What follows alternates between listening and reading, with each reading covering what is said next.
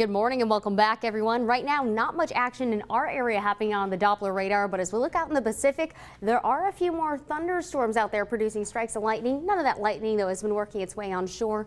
And similar story off to the east, where right now higher elevations going to be the best chance to see some lightning strikes early this morning. But for now, as a cold front pushes out, taking most of the moisture with it, we're just going to be seeing a few passing clouds. It's those clouds over in Modoc County and Lake County that are keeping us a little bit warmer than usual, sitting at 59 degrees for that early morning low in Lakeview, and Alturas clouds helping to keep in at least a little bit of the heat and keep us in the 60s for this morning. Pretty clear divide though, where the clouds have cleared out, because Klamath Falls just sitting in the 50s.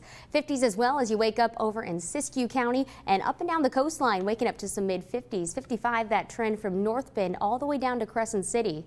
Now Crescent City and Brookings, another thing you're going to be noticing this morning, probably not seeing a great view of the ocean just yet. We have some dense areas of fog knocking down visibility in Brookings down to just 3 miles ahead, and a 5-mile ahead view on the roads right now in Crescent City instead of that 10-mile ahead or unlimited viewpoint.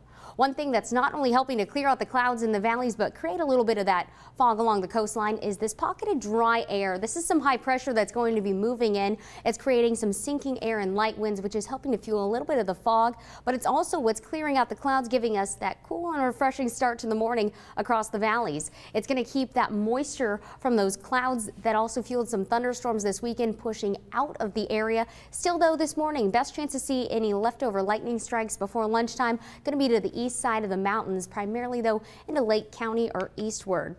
Across the coastline today, like we've been talking about, a few areas of fog to start off your morning. It's going to be slowing down any warm up, so even with the mostly sunny sky, just topping off in the 60s this afternoon. Over in Northern California, clear skies been cooling us down nicely, but it's also going to be very quickly warming things back up to the mid to upper 90s. Could even be on track to tie record highs in Wairika, 98 degrees, that temperature to beat. And on the east side of the mountains, same story for us as well.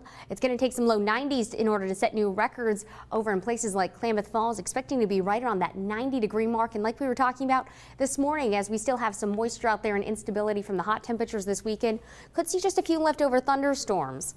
Across those higher elevations right now, you're in the clear for thunderstorms, and as a high pressure system takes over, we're just going to be welcoming in more sunshine and temperatures for your highs 70s and 80s today. And across southern Oregon's valleys, welcoming in lots of clear sky and sunshine for you too. So even after setting record highest low temperatures on Sunday, we're at least catching a break from the heat this morning, but quickly climbing back up to those mid 90s.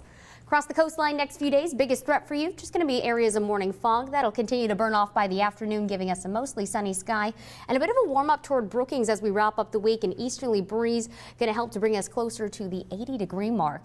East side of the mountains continuing to watch some hot temperatures on the move. Very similar to last week, we are going to continue to see lots of sunshine, bring temperatures back up toward the triple-digit mark for the second half of the work week, so could be within record-breaking range.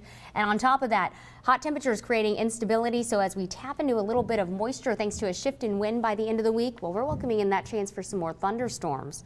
And Northern California the next few days continuing to see lots of sunshine out there, and that's going to be bringing us up to 100 degrees or higher really for the majority of these next 7 days.